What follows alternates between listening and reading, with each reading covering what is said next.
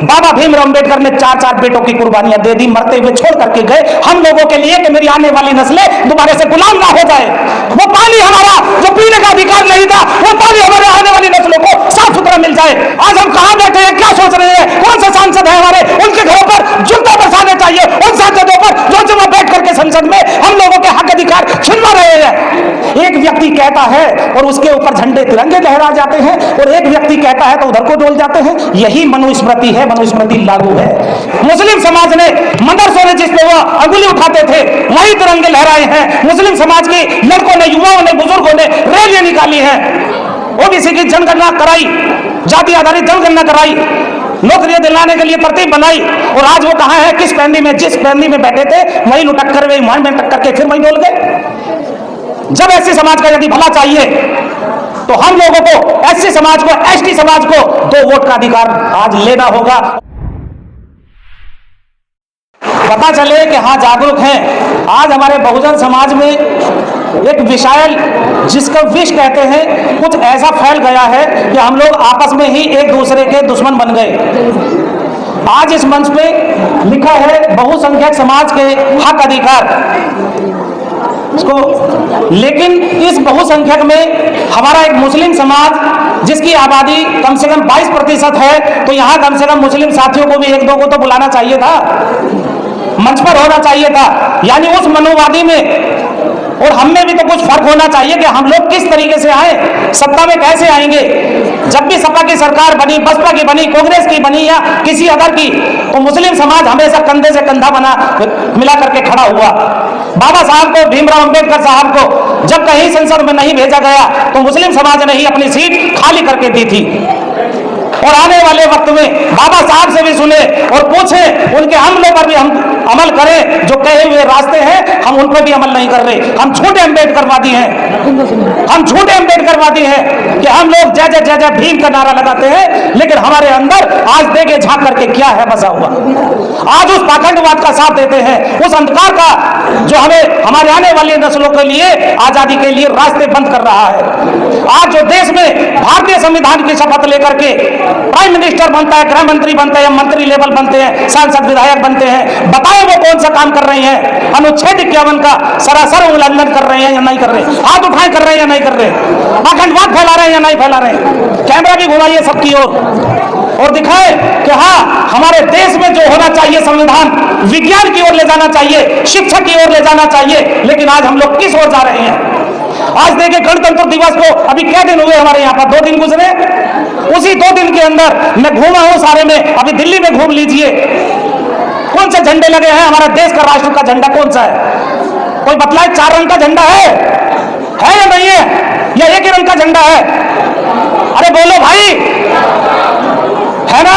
लेकिन कहां लगे हैं, किसके घरों पर लगे हैं? मुस्लिम समाज ने, मदरसों ने जिस पे वो अंगुली उठाते थे वही तिरंगे लहराए हैं। मुस्लिम समाज के लड़कों ने, युवाओं ने, बुजुर्गों ने रैलियां निकाली हैं, लेकिन बताओ और समाज ने कहां निकाली है? कहां रखे उनके झंडे? कहां देश है, कहां राष्ट्रवाद है? हम लोग छोटे अम्बेडकरवादी बनते हैं। दिल से मानिए।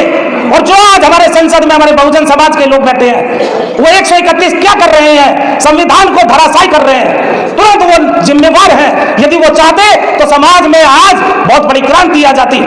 आज जो उनसा गठबंधन बना था, जिसमें आज उम्मीद जगी थी बिहार में कि हाँ, ये एक बहुजन समाज का एक लीडर के लिए चिंतित हुए, ओबीसी की जनगणना कराई, जाति आधारित जनगणना कराई, नौकरियां दिलाने के लिए तरतीब बनाई, और आज वो कहां है, किस पैंदी में, जिस पैंदी में बैठे थे वही लुटक कर वही मान में टक्कर के फिर वही डोल गए। क्यों? यानी हमारे दुश्मन हमारे समाज का, बहुजन समाज के हम लोग खुद हैं। हमें समझना होगा हमारी गलतियां कहां है, हम कौन से पाखंडवाद में चल रहे हैं। जब एससी समाज का यदि भला चाहिए तो हम लोगों को, एससी समाज को, एसटी समाज को 2 वोट का अधिकार आज लेना होगा। और चाहिए, चाहिए या नहीं चाहिए? बाबा साहब ने लिया था, हमारे आने वाली नस्लों को भी 2 वोट का अधिकार चाहिए। मुस्लिम समाज को संख्या के अनुपात में, संविधान के अकॉर्डिंग एक एक सीट जहां उनकी आबादी है उसके अकॉर्डिंग यदि वो संख्या मिल जाती है संवैधानिक अनुपात में, वो सीटें 110 के आसपास बैठ जाएंगी लोकसभा में। तो ऐसे समाज को हमेशा मुस्लिम समाज ने साथ और सहयोग दिया है, तो जब लोकसभा में यदि कोई फालतू बोलेगा, बोल नहीं सकेगा। आज मुस्लिम समाज को इसीलिए दबाया जाता है कि वो पाखंडवाद छोड़ के, अंधकार तोड़ करके, अंधविश्वास छोड़ करके एक विचारधारा पे कायम हुआ, मुस्लिम समाज के लिए एक इस्लाम मजहब अपनाया। और आज उसी से, क्योंकि वो क्रांतिकारी है, जब भी यहाँ क्रांति हुई है मुस्लिम समाज ने हमेशा बहन बेटियों का साथ दिया। उस पाखंडवाद का मिटाने के लिए जोरदार तरीके से सामने आया खुल करके। लेकिन आज हमारे मुस्लिम समाज को मरता पिटता देख करके SC ST एक्ट लगवा करके बहुत सारे कारोबार बंद करवाने का काम करते हैं, कोई अलग से नहीं आता है। अभी मेरठ की मेरे मवाने की घटना है, 2 हॉस्पिटल मुस्लिम समाज के बंद करा दिए गए।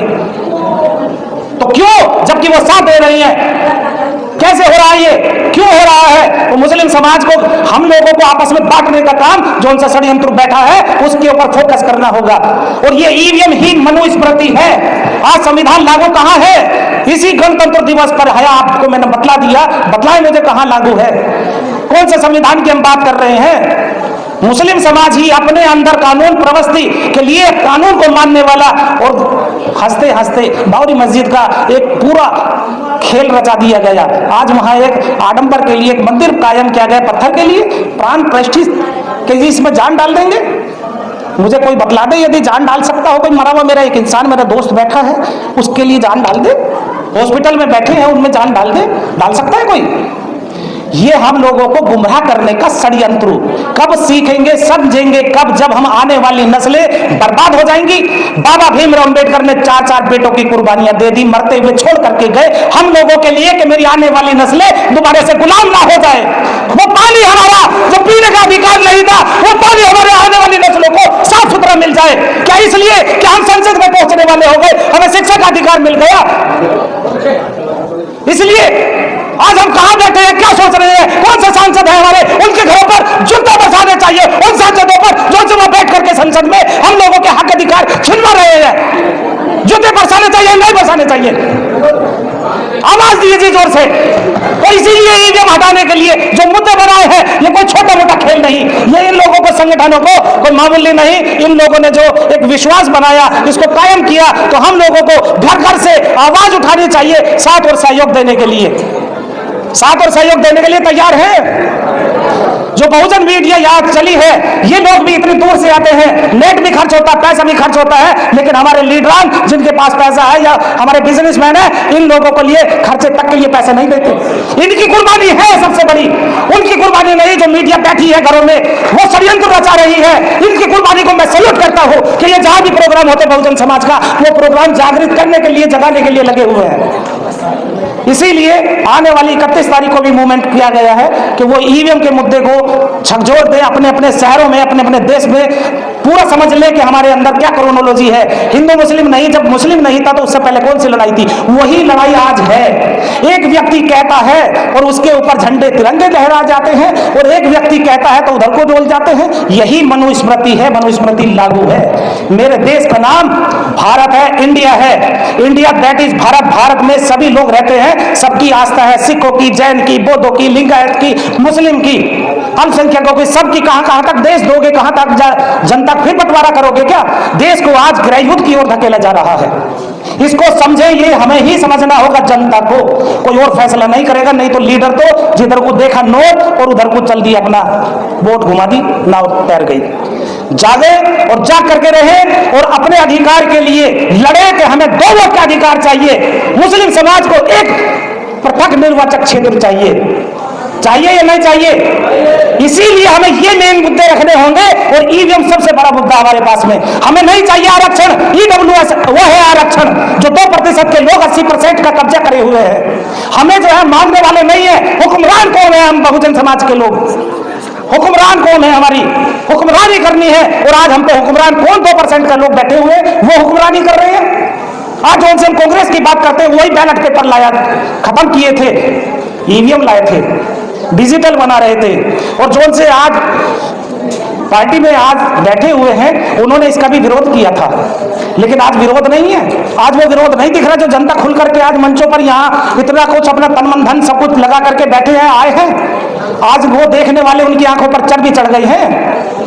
कब जागेंगे? ये हम लोगों को, आप लोगों को मिलकर सबको खड़ा होना पड़ेगा। होंगे सब लोग खड़े? वोट हमारा, राज तुम्हारा, नहीं चलेगा, नहीं चलेगा। वोट हमारा, राज तुम्हारा, वोट हमारा, राज तुम्हारा, वोट हमारा, राज तुम्हारा। बहुजनों निकलो मकानों से, जंग लड़ो इन बेईमानों से।